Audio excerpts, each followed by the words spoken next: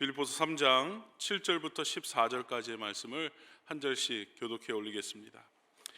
그러나 무엇이든지 내가 유익하던 것을 내가 그리스도를 위하여 다 해로 여길 뿐더러 또한 모든 것을 해로 여김은 내 주 그리스도 예수를 아는 지식이 가장 고상하기 때문이라. 내가 그를 위하여 모든 것을 잃어버리고 배설물로 여김은 그리스도를 얻고 그 안에서 발견되려 함이니 내가 가진 의는 율법에서 난 것이 아니요 오직 그리스도를 믿음으로 말미암은 것이니 곧 믿음으로 하나님께로부터 난 의라. 내가 그리스도와 그 부활의 권능과 그 고난의 참여함을 알고자 하여 그의 죽으심을 본받아 어떻게 해서든지 죽은 자 가운데서 부활에 이르게 하노니 내가 이미 얻었다 함도 아니요 온전히 이루었다 함도 아니라 오직 내가 그리스도 예수께 잡힌 바 된 그것을 잡으려고 달려가노라. 형제들아, 나는 아직 내가 잡은 줄로 여기지 아니하고 오직 한 일, 즉 뒤에 있는 것은 잊어버리고 앞에 있는 것을 잡으려고 표대를 향하여 그리스도 예수 안에서 하나님이 위에서 부르신 부름의 상을 위하여 달려가노라. 아멘. 오늘은 뉴욕에서 오신 조두민 목사님께서 말씀을 전해주실 때에 큰 은혜가 있기를 바랍니다.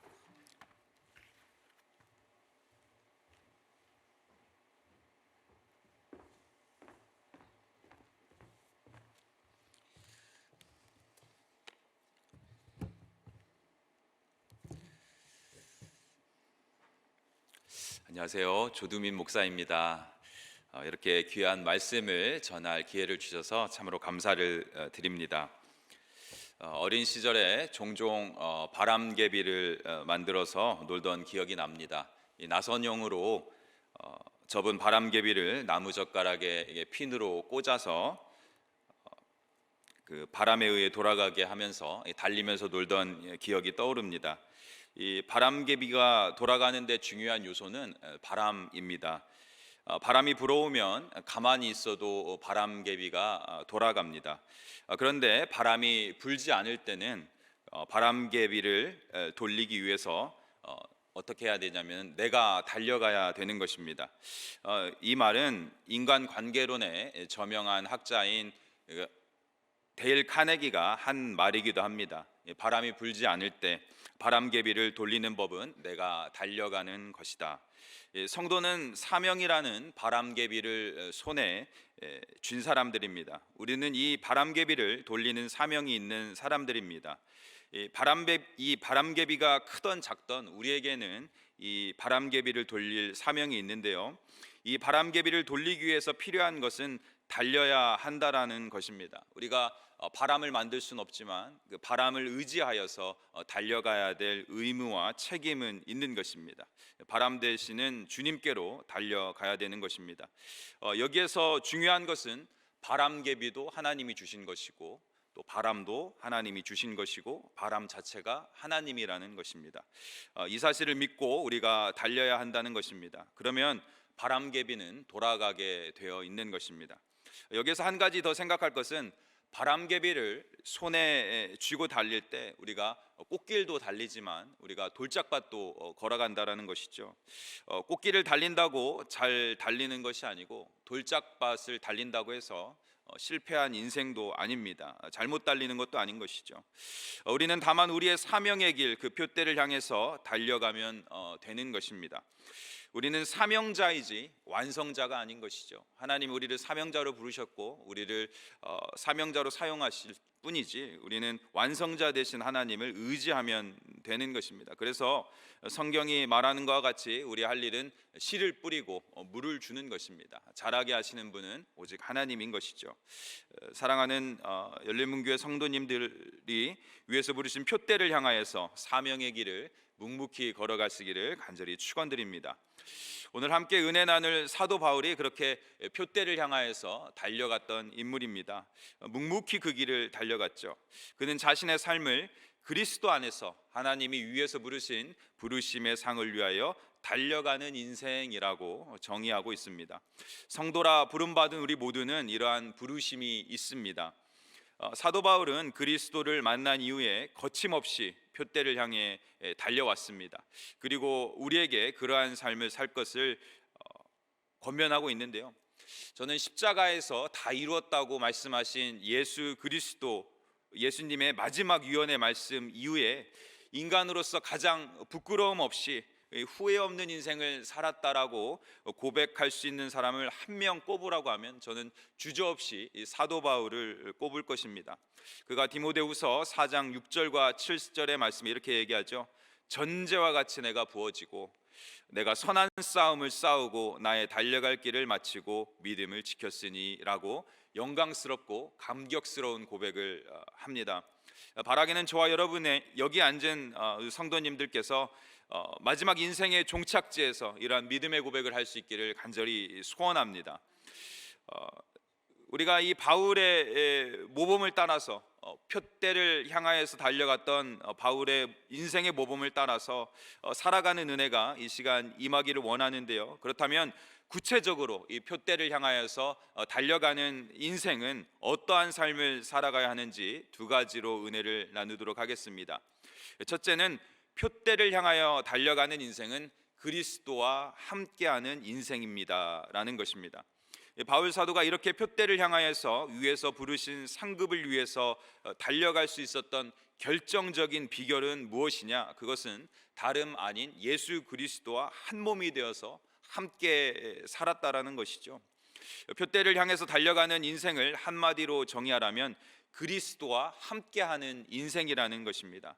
그리스도와 함께하는 인생에는 실패가 없습니다. 그것이 표대를 향해서 달려가는 인생의 목표이고 전부인 것이죠. 바울은 예수님을 만나고 인생의 가치를 발견했습니다. 그는 목숨을 내놓고 달려갈 길을 발견했는데요. 사도행전 20장 24절의 말씀과 같이 나의 달려갈 길과 주 예수께 받은 사명 곧 하나님의 은혜의 복음 증거하는 일을 마치려 하면은 나의 목숨을 조금도 생명을 조금도 귀한 것으로 여기지 아니하노라 라고 고백을 했습니다. 바울은 예수님께 받은 사명을 이루는 길은 오직 예수님과 함께 하는 것이라는 것을 알았던 것이죠. 왜? 예수님께 사명을 받았기 때문이라는 것입니다. 그래서 오늘 본문 말씀 3장 8절에 보면은 내가 이제는 모든 것을 해로 여기고 모든 것을 배설물로 여기고 예수 그리스도를 아는 지식으로 충만해져야겠다라고 고백을 하고 있는 것입니다. 예수님과 함께하기 위해서 가장 중요한 것은 그분을 알아가는 것이죠. 그분을 아는 지식이 충만해지는 것입니다.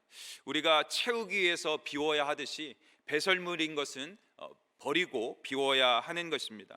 여러분 100m 육상 선수들은 몸을 달리기를 하기 위해서 몸을 가장 가볍게 하고 또 가장 가벼운 운동복을 입는 것과 마찬가지입니다. 우리가 예수께 집중하고 예수가 부르신 그 부르심의 상을 위해서 달려가기 위해서는 세상의 거추장스러운 계급을 떼어야 되는 것이죠. 그래서 사도 바울은 모든 것을 해로 여기고 내가 가말리엘 문화에서 배우고 8일 만에 할례를 받고 로마 시민이고 내가 그런 히브리인 중에 히브리인이지만 이 거추장스러운 것을 해로 여긴다. 내가 이제는 예수께 받은 그 사명을 위해서 표대를 위해서 달려가리라고 고백을 하고 있는 것이죠. 그래서 예수를 아는 지식으로만 충만하고 모든 것을 배설물로 여기겠다라고 고백을 하고 있는 것입니다. 성도는 예수님을 알고 그분과 동행하고자 몸부림을 쳐야 하는 것입니다. 그리스도 안에서 표대를 향하여 달려가기 위해서 구원자 되시고 목자가 되시고 인도자가 되시고 위로자가 되시는 예수님을 알아야 하는 것입니다. 많은 사람들이 성경에 대해서 조금만 알면 다 아는 것처럼 하고 또 목회자들도 신학교 나오고 학위가 더해가면 예수님을 아는 것 같지만 결코 그렇지 않다라는 것이죠. 오늘 이 위대한 바울 사도를 보면 우리가 인간적으로 볼 때 바울 정도면 예수님 다 알지 않았겠느냐라고 생각할 수 있지만 바울은 스스로를 그렇게 생각하지 않았다라는 것이죠. 정작 바울은 자신이 오직 예수님을 알기 위해서 달려갈 뿐이라고 고백을 하고 있습니다. 바울은 사실 예수님을 머리로도 알았고 경험으로도 알았고 묵상으로도 알았고 체험으로도 알았던 사람입니다. 그렇지만 그는 나는 아직도 예수님을 온전히 알지 못한다라고 겸손한 고백을 합니다. 그래서 빌립보서 3장 10절에서 12절 말씀을 보니까 내가 그리스도와 그 부활과 권능과 그 고난에 참여함을 알고자 하여 그의 죽으심을 본받아 어떻게 해서든지 죽은 자 가운데서 부활에 이르려 하노니 내가 이미 얻었다 함도 아니요 온전히 이루었다 함도 아니라 오직 내가 그리스도 예수께 잡힌 바 된 그것을 잡으려고 달려가노라. 이것이 바울이 겸손히 예수님을 알고자 했던 마음이었던 것이죠. 그의 인생을 보면 그가 예수님을 알기 위해서 얼마나 처절하게 노력하고 싸웠는지를 알 수 있습니다. 다시 말하면 예수님의 가르침과 그가 걸어가신 길을 자신도 걸어가기 위해서 엄청난 노력을 했던 것이죠. 이것이 바울이 표대를 향해서 달려가는데 원동력이 된 것입니다. 끊임없이 그에 대한 갈망, 그 배고픔이 그를 성장하게 했고 그를 여기까지 이끌었던 것이죠. 여러분, 우리가 그리스도인이라는 이름만으로 정점에 도달할 수 없습니다. 그리스도라는 이름 그거 하나 가지고 우리가 어떤 직분이라는 그 직분 하나 가지고 그 직분에 합당한 정점에 이르거나 예수 그리스도와 하나님이 부르신 성도의 정점에 이를 수 없습니다. 진실로 예수님을 사모하고 그분과 동행하며 그분을 알기를 갈망하며 예수님의 가르침을 살아낼 때에 그분을 알아가는 것이죠. 우리는 여전히 미완성이겠지만 너를 완성이라 부르신 하나님 앞에 설 수 있는 것이고 온전함 가운데 설 수 있는 것입니다. 그것이 예수님을 아는 길이고 예수님과 함께하는 삶입니다. 사랑하는 성도님들이 예수님을 온전히 알고 그와 동행함으로 표대를 향하여 달려가는 이 경주를 은혜롭게 마칠 수 있기를 간절히 소망합니다. 계속해서 예수님과 함께하는 삶은 어떤 삶이냐? 은혜를 믿음으로 붙든 인생이다라는 것입니다. 표대를 향하여 가는 길은 믿음으로 가는 길인 것이죠. 9절의 말씀과 같이 율법이나 행위로 얻어지는 게 아니라 오직 예수님을 믿을 때 은혜로 걸어가는 길입니다. 아무리 열심히 해도 인간에게는 한계가 있는 것입니다. 우리는 아무리 열심히 해도 완전한 의에 이를 수 없습니다. 그래서 완전한 의가 되시는 예수님을 끌어안는 것밖에 없는 것이죠. 우리같이 깨진 항아리인 우리가 어떻게 물을 온전히 채울 수 있겠습니까? 강 되시고 바다 되시는 주님 앞에 잠기울 때 그 항아리가 채워진다라는 것입니다. 여러분, 앞에서 이야기한 것처럼 바람개비가 바람에 온몸을 맡길 때에만이 바람개비가 돌아가는 것입니다. 우리가 바람을 만들 수 없습니다. 바람이신 예수님을 의지해야 하는 것입니다. 잠잠하다고 예수님이 없는 게 아닙니다. 여러분, 한번 달려보십시오. 믿음으로 달려보십시오. 그러면 예수님을 느낄 수 있는 것입니다. 여러분, 믿음으로 달려가면 그분을 만나게 되는 것입니다. 그래서 나의 의인은 오직 믿음으로 말미암아 살리라 함과 같으니라라고 말씀하신 것입니다. 바울도 표대를 향해 달려갔지만 그 길이 평탄하지만은 않았습니다. 40의 감암매를 여러 번 맞았고 살수막마저 끊어져 버렸고 추위와 배고픔을 견뎌야 했습니다. 그러나 그는 믿음을 잃지 않고 표대를 향하여 달려갔습니다. 믿음이 있는 곳에 예수님이 함께 하시고 은혜가 임하는 줄 믿습니다. 두 번째로 표대를 향하여 달려가는 인생은 예수 그리스도께 잡힌 바 된 그것을 위해서 달려가는 인생이다. 예수 그리스도께 잡힌 바 된 것을 위해 달려가는 인생이다. 우리가 예수님 잘 믿고 성공하고 내가 원하는 기도 제목 잘 응답받고 사는 게 아니라 위에서 부르신 하나님의 부르심을 붙잡고 사는 것이다 라는 것입니다. 여러분, 우리가 이 땅에서 잘 먹고 잘 살기 위해서 예수님 믿는 게 아니라 하이 콜링, 하나님께서 위에서 부르신 부르심을 위해서 걸어가는 것이죠. 예수님께서 이 땅에서 걸어가신 그 사역의 길을 걸어가는 것이 우리가 표대를 향하여서 걸어가는 길인 것입니다. 그래서 사도 바울은 이렇게 고백을 하죠. 골로새서 1장 24절에 나는 이제 너희를 위하여 받는 괴로움을 기뻐하고 그리스도의 남은 고난을 그의 몸된 교회를 위하여 내 육체에 채우노라 라고 말씀하고 있는 것입니다. 여러분, 우리 예수 그리스도가 이 땅 가운데 남긴 사명은 하나님 나라를 세우는 것이죠. 예수님은 또한 하나님 나라를 세우기 위해서 교회를 세우셨습니다. 교회는 물리적인 건물이 아니라 예수가 생명이 되신 몸된 교회를 이야기하는 것이죠. 거기에 더 작은 단위는 우리 각 사람이 교회로 온전히 서는 것입니다. 우리가 교회로 바로 서서 그리스도의 몸된 교회를 이루고 하나님 나라를 위해서 달려가야 하는 것입니다. 우리 모두가 예수 그리스도 안에서 함께 부르심을 받았고 이 사명에 잡힌 바가 된 것입니다. 오늘 이 부르심과 사명 앞에 서게 되기를 간절히 축원드립니다. 그렇다면 이 사명에 붙들린 사람들은 어떠한 자세로 살아가야 되는 것인가에 대해서 두 가지로만 나누고 말씀을 마치겠습니다. 첫째는 예수 그리스도의 남은 사역은 내가 선 곳에서 지금 즉시로 시작하는 것이다 라는 것이죠. 여러분, 우리가 이 사명의 길을 달려갈 때 우리 모두에게는 본질적인 부르심이 같습니다. 하지만 각각 받은 은사대로, 각양받은 은혜대로 선한 청지기 같이 하나님의 사명을 감당하면 되는 것입니다. 큰 집에는 금그릇도 있고 은그릇도 있고 질그릇도 있을 뿐이죠. 모두가 쓰임새는 다르지만 깨끗하게 준비되어 용도에 맞게 쓰임 받는 것입니다. 중요한 것은 내가 선 곳, 내가 지금 있는 곳에서 맡겨진 사명을 그리스도 예수 안에서 예수님의 이름으로 감당하는 것입니다. 그것을 즉시로 immediately 감당하는 것이죠. 그래서 달라스 윌라드 교수가 그의 책에서 이렇게 얘기했죠. 그리스도를 아는 지식에서 그의 책 그리스도를 아는 지식에서 지적하기를 예수가 가르침을 통해 바로잡아야 했던 많은 오해 중 하나는 하나님의 나라를 특별한 장소에서 일어나는 굉장한 사건으로 보는 관점이었다라는 것입니다. 굉장한 게 하나님의 나라가 아니라 지금 내가 부름받은 곳에서 하나님의 통치와 주권을 인정하는 곳에 하나님의 나라가 있고 임재가 있고 거기서 하나님의 사명이 시작되는 것인데 그것은 지금 즉시로 순종하며 시작된다라는 것입니다. 그렇게 예수님을 살아낼 때 우리가 하나님의 일을 붙잡힌 바 된 그것을 감당해내고 표대를 위하여 달려가는 것입니다. 또 한 가지는 표대를 향하여 달려가는 인생은 위에서 부르신 부름의 상을 위하여 달려가는 인생이라는 것이죠. 우리는 위에서 부르신 부름의 상을 위해서 달려가는 자들입니다. 이 땅의 수평적인 것에서 오는 인생의 목표가 아닙니다. 이 땅에서 우리가 추구하는 목표는 유한하고 영원한 만족을 주지는 못합니다. 돈도 명예도 권력도 그 끝은 허무와 불만족을 줄 뿐입니다. 그러나 하늘에서의 부르심은 영원한 만족과 기쁨을 주시는 것이죠. 사도 바울은 지금 옥에 갇힌 상황에서도 빌립보 성도들에게 기뻐하라고 권면을 하고 있습니다. 바울 스스로가 기뻤기 때문에 그런 권면을 할 수 있는 것입니다. 우리가 위에서 부르신 부름의 상을 쫓아갈 때 영원한 기쁨이 함께하는 것입니다. 이 부르심을 향해서 달려갈 때 상황의 성공 여부가 달린 것이 아닙니다.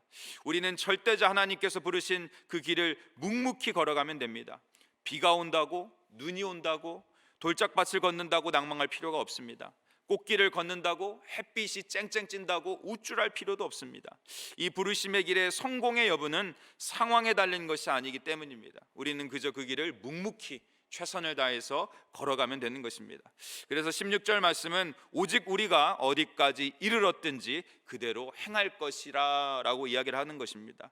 우리가 어디까지 이르렀든지 상관치 말고 개의치 말고 우리가 그 선로에 있다면, 우리가 그 길을 걸어가고만 있다면 그 길은 성공도 실패도 아니라는 것입니다. 주님이 칭찬하시는 영광된 길이라는 것입니다.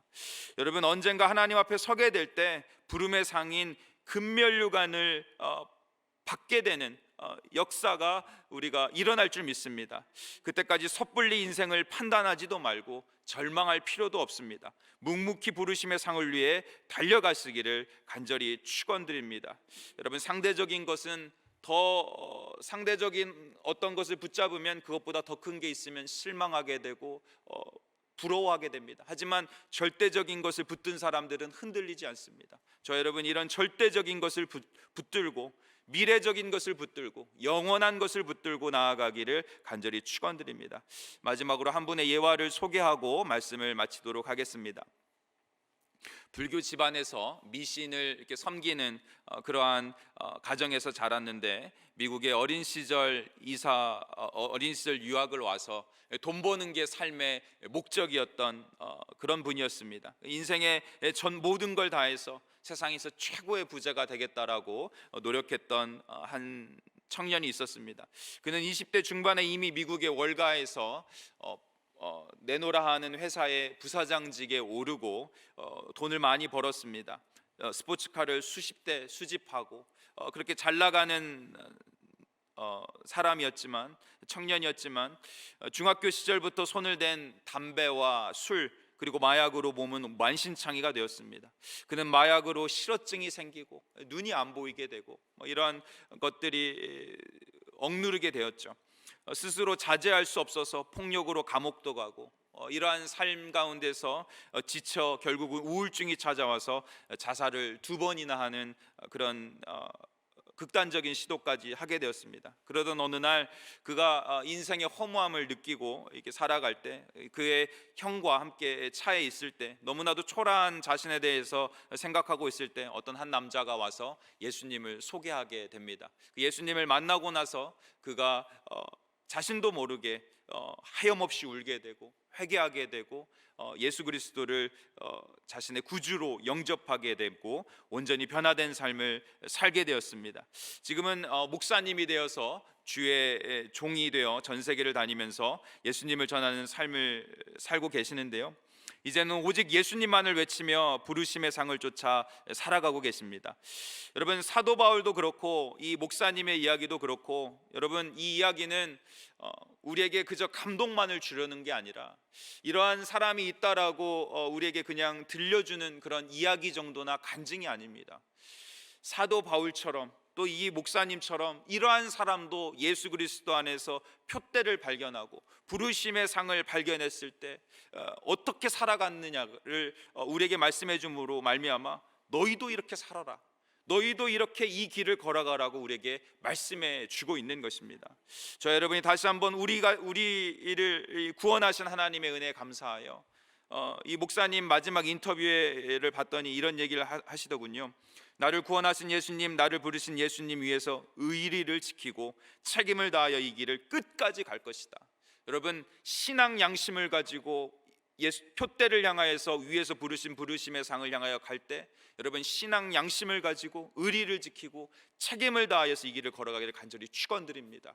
여러분, 상급은 주님이 주시는 거니까 주님만 바라보고 절대적인 콜링 앞에 온전히 우리를 내어드리고 이 길을 묵묵히 걸어가면, 주님이 우리와 함께만 하신다면 이 길을 완주하게 될 것이고 주님께 영광받는, 주님께 칭찬받는 저와 여러분들 되기를 간절히 바랍니다.